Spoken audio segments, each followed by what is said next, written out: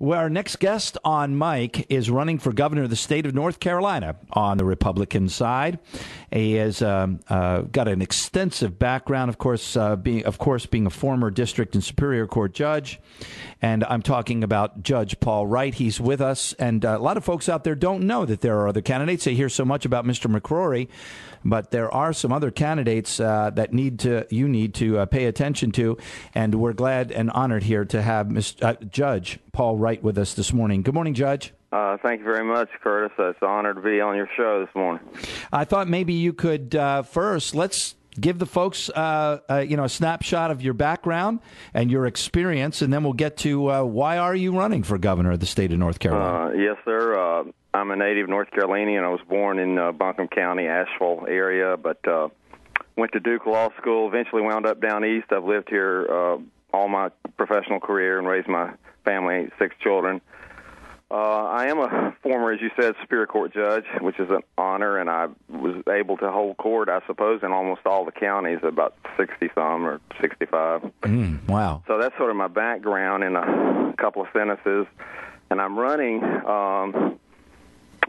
because, Curtis, I believe that America truly is in danger or having some very tough times, and I think an ounce of prevention now is worth a pound of cure. The troubled times may come toward us, and my main focus is on the middle class.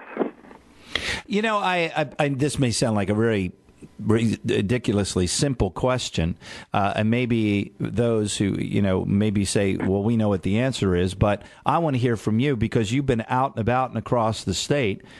I mean, what truly are the most important issues to folks right now, the things that they're talking about or talking to you about as a candidate? Give us some perspective there. Well, I think on the Democratic side, their focus is education, but on the Republicans' more conservative side, their focus is definitely on, how should I say it, there's so many phrases, the out-of-control federal government, Obamacare, more burdens placed on us by Congress. The people are just confused, the different wars, all this. You talked about, the middle class. Of course, we've moved away with this last legislative session, at least in North Carolina. They set some ground rules, and they said, we're not going to borrow anymore. We're not going to steal from trust funds anymore. They want to go to zero-based budgeting. They haven't gotten there yet. But why don't you talk to us about, the things that you think we should be setting as priorities to help restore the middle class and a healthy middle class in North Carolina? I'll be glad to. And by the way, we did borrow nearly $3 billion, North Carolina, on the unemployment, but that's another issue. Mm-hmm. As to how to empower the middle class, it's pretty well known statistically that since about 1970 or 69, an average middle class male has lost true earning power of about 30%. And it used to be that a lady could enter the workforce at her choice. She could stay at home, enter the workforce. Today, in the lower middle classes, there's just no choice because basically the bread earner, whether it's the man or the woman, has to earn the money for the American dream. Then the other person has to pay the taxes, the freights, the federal, state tax, sometimes as high as 45, even 50% in a few middle-class families. My point is that this is beginning to weigh down on people. Anything from even the average age of a car in our fleet is much. It used to be about 5 years old, the average car. Now it's 10 years old, and that's not because people are saving they like used cars. It's just because America is being impoverished. Well, so much for the problem. How would I do it? Well, first of all, we're not running for a federal office. We're running for a state or local office. But there are things that the governor of North Carolina and the legislature could do. And personally, the first one, in medical field, we could resist Obamacare more actively and vigorously than we've done. Now, I know it's in the Supreme Court now, but North Carolina didn't even join in suing, as did other southern states. And so we're going to have to either work with this once the Supreme Court makes a ruling. But property tax, did you know that on June 12th of this year, the state of North Dakota will vote to abolish property tax or give the people that choice? Mm-hmm. Now, this is, well, to me, it's a wonderful idea. You know, North Carolina's already gotten rid of inheritance tax, or almost all of it. And back in the days of Joe Maverick, we got rid of the personal property tax, which we used to have to pay tax on a grandma's diamond ring that we owned and had in the house, or granddaddy's shotgun. We had to pay property tax called personal property tax. But now I want to take us a step further and rid ourselves by county option for those counties who wish to do it. Say if New Hanover wants to do it, but Buncombe County doesn't, or if Wake County wants to do it, but Pender County doesn't, then that's fine. But it's sort of like the old liquor by the drink scheme we had, where each city would have the independent right to vote for this. And then, should I go on? Well, no, go. Yeah, I think I'm listening to you talk, and of course we've had these discussions every day here.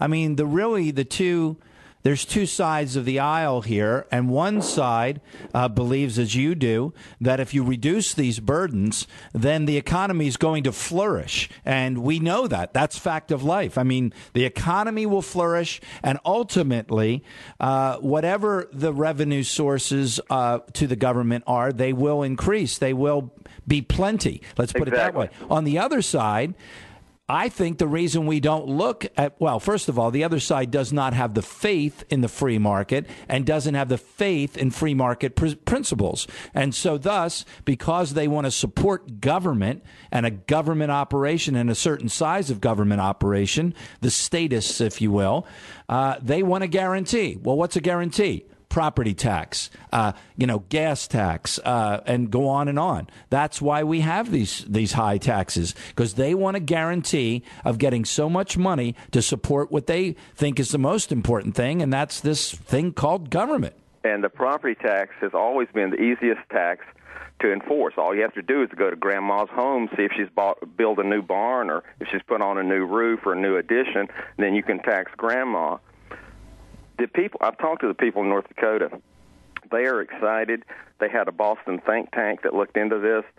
I asked them, are you going to have a replacement tax, which I would think in North Carolina, maybe I'm a little, don't have that much faith, but I would think that each county should be allowed to have some replacement tax for the property tax. But the legislature could tweak all this.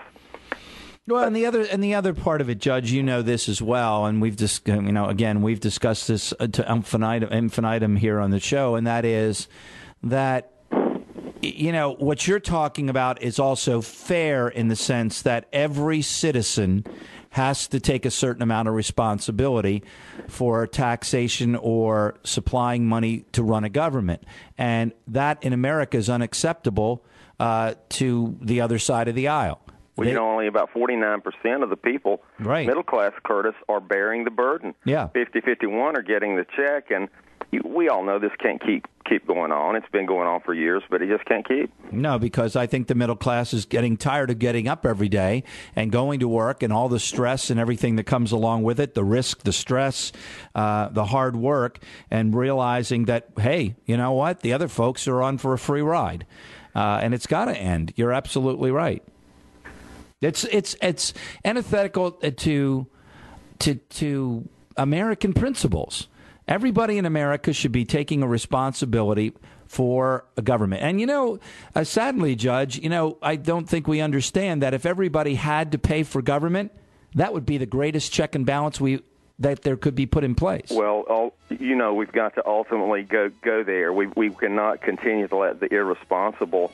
We've got to have the responsible ruling again, like our forefathers did, and of course that's for another day, I suppose. But we've got to make some small steps now. I'm going to take a quick break. Are you coming back with us for a few more minutes? Yeah, yes, sir. Great, because what I thought you would like to do is when we get back, we're talking with Judge Paul Wright. He's running for governor of the state of North Carolina on the Republican side. He'll be up against Pat McCrory and others in the primary, and you can go to his website, by the way, paulwrightforgovernor.com. Find out about his background and his vision for North Carolina, his position on major issues. When we get back, let's hear from you on those priorities as far as your vision for North Carolina. I'm Curtis Wright.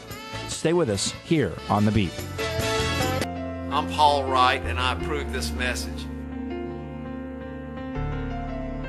Paid for by Paul Wright for Governor.